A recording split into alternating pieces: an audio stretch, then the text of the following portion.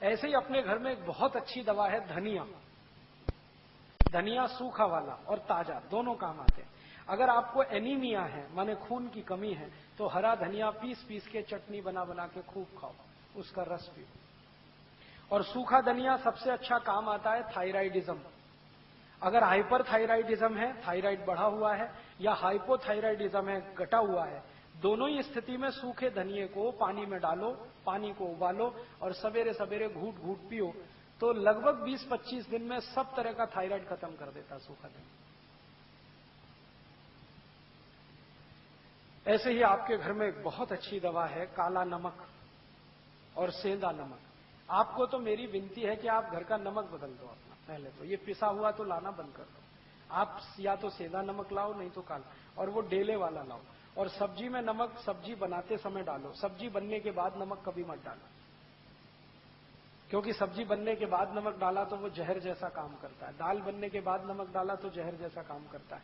और एक परंपरा बंद कर दो ऊपर से नमक डाल के खाने की। अगर कोई दिन आपको ऐसा लगता है कि नमक कम है तो कम नमक का ही खा लो, ये ऊपर से डाल के खतरनाक है। इसमें क्या होता है, दो चीजें होती हैं। एक तो जिसने बनाया है खाना उसका अपमान कर रहे हैं आप, उसको ये सिग्नल दे रहे हैं कि देखो तुमने नमक बराबर नहीं डाला है। भले आप बोले या ना बोले, उसको ये हर्ट तो करने ही वाला है, तो उसका अपमान कर रहे हैं और अपने शरीर का भी नाश कर रहे हैं। तो ऊपर से नमक डाल के तो खाना बिल्कुल बंद कर दो।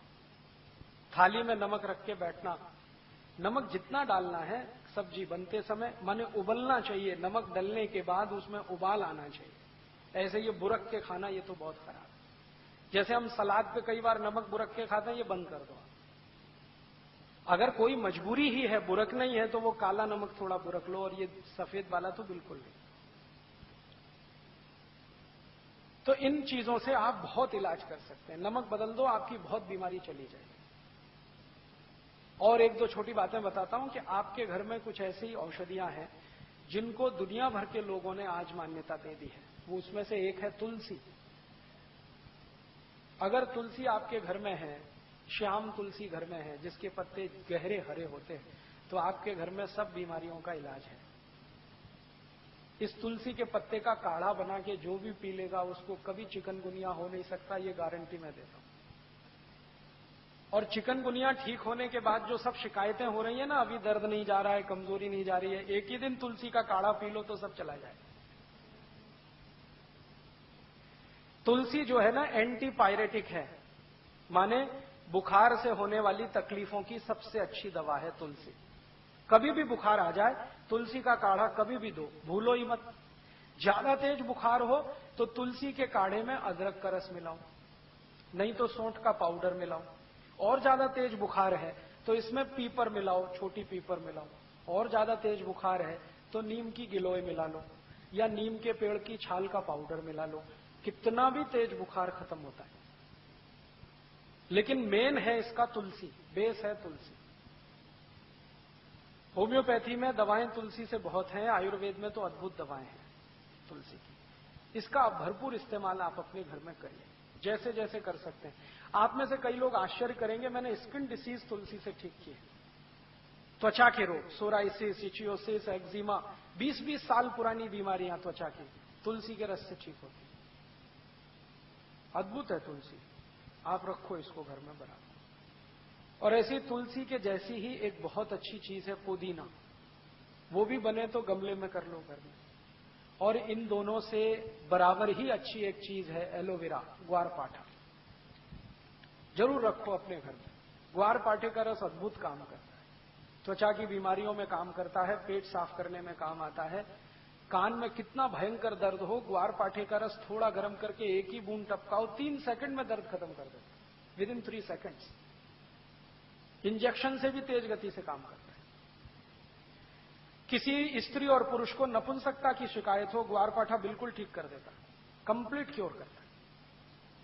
शरीर को ताकत बढ़ानी हो, बहुत कमजोरी लग रही हो तो ग्वारपाठा अद्भुत काम करता है। बाल बहुत झड़ते हो, गुच्छे के गुच्छे निकलते हो, ग्वारपाठे का रस बाल में लगाओ, जैसे तेल लगाते 1 घंटे के बाद धो लो तो बाल झड़ना बंद करा देता है। बाल ज्यादा काले रखने हैं तो ग्वारपाठा सप्ताह में 1 दिन लगाते ही रहो रस के रूप में, अद्भुत काम करता है। आंखों की रोशनी बढ़ानी हो तो ग्वारपाठे को इस्तेमाल कर सकते हैं, पीने के रूप में ले सकते हैं। बच्चों को फोड़े फुंसियां बहुत होती हैं, एक एक चम्मच ग्वारपाठे का रस 3-4 दिन पिला दो तो सब फोड़े फुंसियां होना बंद।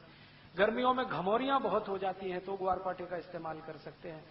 मनुष्यों में, पुरुषों को एक बहुत खराब बीमारी होती है, उसको बार्बर सिचिंग कहते हैं। दाढ़ी बनाओ ना, उसके बाद लाल लाल फुंसियां हो जाती हैं, उनको बोलो कि ग्वारपाठे का रस लगा के फिर शेविंग करें तो कभी ये तकलीफ नहीं आती।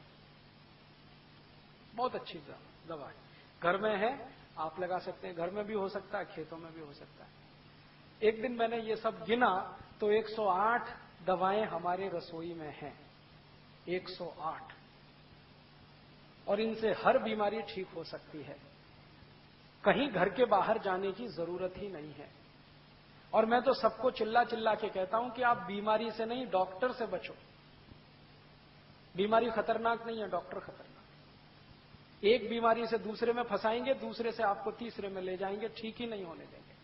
और आजकल डॉक्टर जो दवाएं आपको खिलाते हैं ना, वो दवा अपनी मां बहन को कभी नहीं खिला सकते, ऐसी दवाएं आपको खिला देते हैं। जिन दवाओं पर कोई क्लिनिकल ट्रायल्स नहीं हुए हैं, जिन दवाओं को किसी ने अप्रूव भी नहीं किया है, उनको धड़ल्ले से प्रिस्क्राइब करते हैं, क्योंकि कमीशन मिलता है। और ये कमीशन खोरी इतना बढ़ गया है कि अब अच्छा डॉक्टर चिराग लेके ढूंढने निकलो तो कोई एक मिले, मुश्किल से एक मिले।